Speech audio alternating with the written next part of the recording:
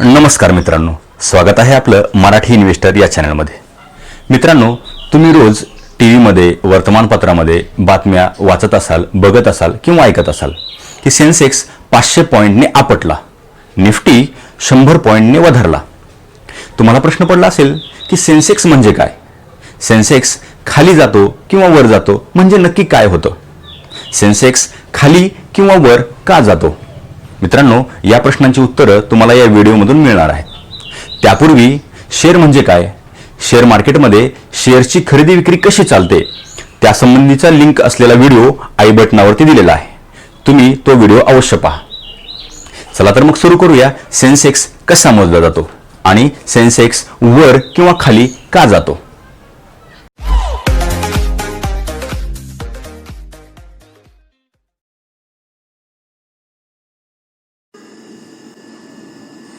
Bombay stock एक्सचेंजमध्ये असणाऱ्या 30 कंपन्यांच्या शेअर्सच्या किमतीचा निर्देशांक म्हणजे सेन्सेक्स. जेव्हा तुम्ही डॉक्टरकडे जाता तेव्हा डॉक्टर थर्मामीटरच्या साहाय्याने तुमचा ताप मोजतो. जसे थर्मामीटरच्या मदतीने ताप मोजतात, तसेच सेन्सेक्सवरून आपल्याला 30 कंपन्यांच्या शेअर्सची किंमत वाढली का कमी झाली हे समजतं. सेन्सेक्स वर गेला याचा अर्थ सेन्सेक्समध्ये असणाऱ्या टॉपच्या 30 कंपन्यांच्या शेअर्सच्या किमतीत वाढ झाली. सेन्सेक्स खाली आला याचा अर्थ सेन्सेक्समध्ये असणाऱ्या टॉपच्या 30 कंपन्यांच्या शेअर्सच्या किमतीत घट झाली. आता आपण पाहूया की सेन्सेक्स कसा मोजला जातो. सप्टेंबर 2003 पासून Sensex free float market capitalisation पद्धतीने मोजला जातो, म्हणजेच मुक्त तरंगते बाजार भांडवल. त्यासाठी काही संकल्पना आपल्याला समजून घ्याव्या लागतील. मुक्त तरंगते बाजार भांडवल म्हणजे काय? समजा मुकेश अंबानीच्या कंपनीचे एकूण शेअर्स 100 आहेत व त्यापैकी त्यांच्याकडे 50 शेअर्स आहेत व शासनाकडे 10 शेअर्स आहेत. उरलेले 40 शेअर्स पब्लिककडे आहेत. त्यामुळे पब्लिककडील शेअर्सचीच रोज शेअर बाजारामध्ये खरेदी विक्री होत राहील. समजा एका शेअरची किंमत 10 रुपये आहे, तेव्हा मुकेश अंबानीच्या कंपनीचे मुक्त तरंगते बाजार भांडवल असे मोजले जाईल. मुक्त तरंगते बाजार भांडवल बरोबर खरेदी विक्रीसाठी उपलब्ध असलेले शेअर्स गुणिले एका शेअरची किंमत बरोबर 40 शेअर्स गुणिले 10 रुपये बरोबर 400 रुपये. म्हणून मुकेश अंबानीच्या कंपनीचे फ्री फ्लोट मार्केट कॅपिटलायझेशन 400 रुपये असेल. 100 शेअर्सपैकी 40 शेअर्स बाजारात विक्रीसाठी उपलब्ध आहेत, म्हणजेच मुक्तपणे तरंगणाऱ्या शेअरची टक्केवारी 40 आहे. यालाच फ्री फ्लोट पर्सेंटेज म्हणतात. बाजार भांडवल म्हणजे काय?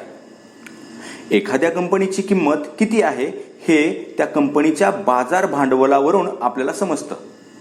बाजार भांडवल बरोबर कंपनीचे एकूण शेअर्स गुणिले एका शेअरची किंमत.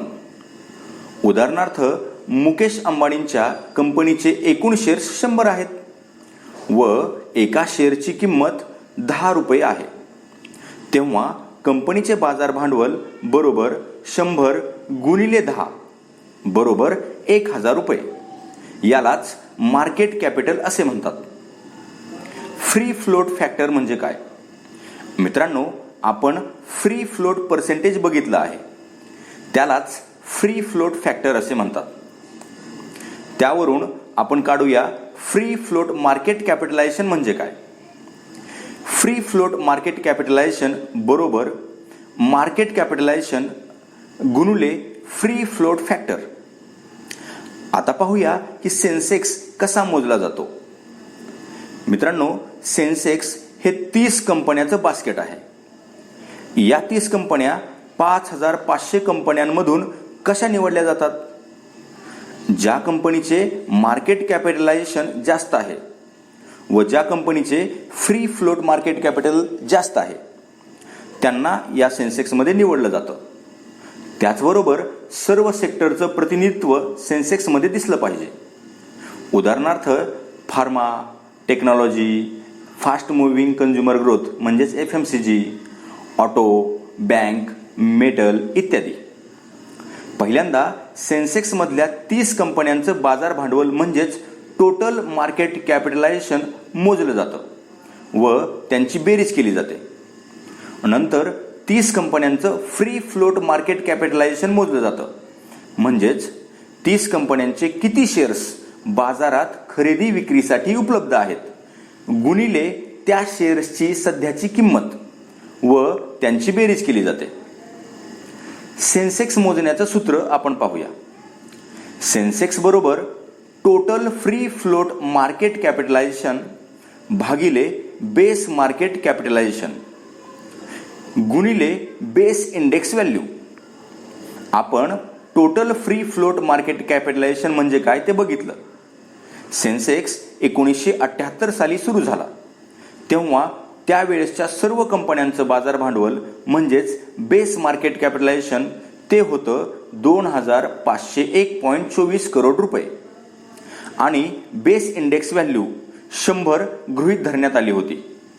म्हणून सेन्सेक्स आज मोजला तर सर्व 30 कंपन्यांचं फ्री फ्लोट मार्केट कॅपिटल मोजून त्याला 2501.24 ने भागून आलेल्या भागाकाराला 100 ने गुणल्यास जो अंक येईल तो आजचा सेन्सेक्स असेल.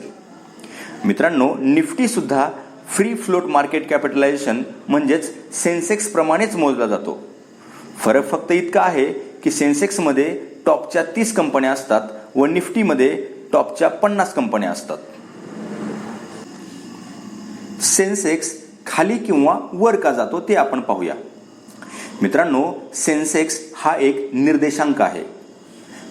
BSE मधल्या टॉपच्या 30 कंपन्यांची सेन्सेक्सद्वारे लोकांची मानसिकता व्यक्त होते.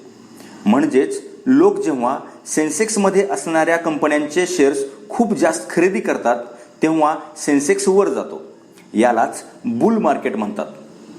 जेव्हा लोक सेन्सेक्समधल्या 30 कंपन्यांच्या शेअरची विक्री खूप जास्त करतात तेव्हा सेन्सेक्स खाली जातो. यालाच बियर मार्केट म्हणतात. सध्या बियर मार्केट चालू आहे कारण सेन्सेक्स 40,000 वरून 30,000 पर्यंत आलेला आहे. लोकांच्या भावनेवर सेन्सेक्स खाली किंवा वर जात असतो. लोकांची मानसिकता केव्हा बदलते ते आपण पाहूया. सामाजिक व राजकीय वातावरण. जेव्हा आपल्या देशामध्ये स्थिर सरकार येतं तेव्हा लोकांची भावना सकारात्मक होते.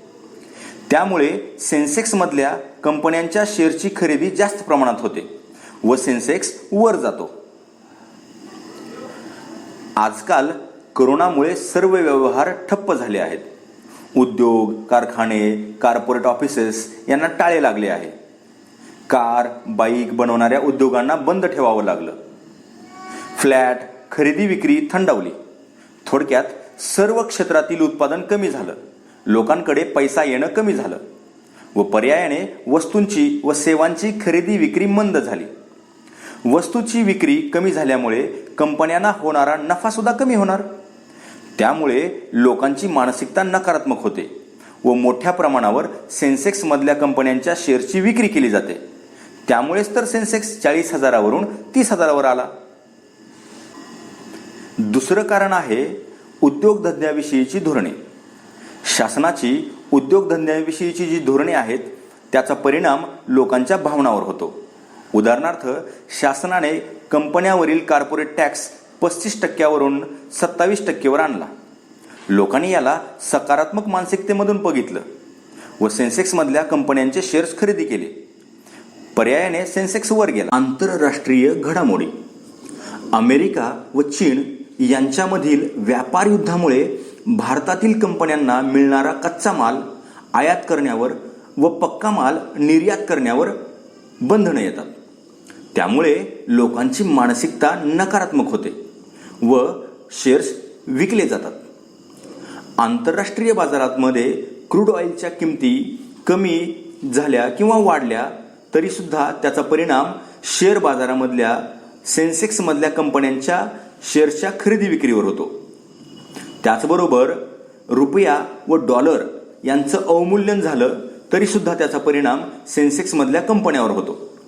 रुपयाचं अवमूल्यन झालं तर IT कंपन्यांच्या शेअर्सची किंमत वाढते. मित्रांनो, रिझर्व्ह बँक ऑफ इंडिया त्यांची जी धोरणं आहेत त्याचा सुद्धा परिणाम शेअर बाजारावरती होत असतो. गव्हर्नमेंट ऑफ इंडिया जेव्हा अॅन्युअल बजेट आणतं तेव्हा त्याचा सुद्धा नकारात्मक आणि सकारात्मक परिणाम सेन्सेक्स मधल्या कंपन्यांच्या शेअर्सच्या किमतीवरती होतो. लोकांचे सेंटिमेंट्स बदलतात व त्यामुळे लोक खरेदी किंवा विक्री मोठ्या प्रमाणावर करतात आणि त्यामुळेच सेन्सेक्स वर किंवा खाली जात असतो. पुढचं कारण आहे कंपनीचे भविष्य.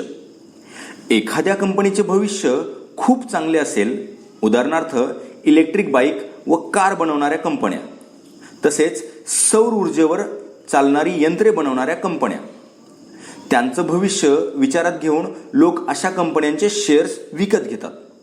त्यामुळे या कंपन्यांच्या शेअर्सची किंमत वाढते. पुढचं कारण आहे देशाचे भविष्य. आपल्या देशाची लोकसंख्या 135 करोड आहे. त्यामुळे आपली वस्तू ग्रहण करण्याची क्षमता इतर देशांपेक्षा जास्त आहे. त्यामुळे इतर अनेक देशातील लोक सेन्सेक्स मधल्या कंपन्यांचे शेअर्स विकत घेतात. या पद्धतीने सेन्सेक्स मधल्या 30 कंपन्यांच्या शेअर्सची खरेदी विक्री केल्यामुळे सेन्सेक्स खाली किंवा वर जात असतो. मित्रांनो, या व्हिडिओमध्ये आपण पाहिलं की सेन्सेक्स कसा मोजला जातो, सेन्सेक्स खाली किंवा वर का जातो. मला आशा आहे की हा व्हिडिओ तुम्हाला आवडला असेल.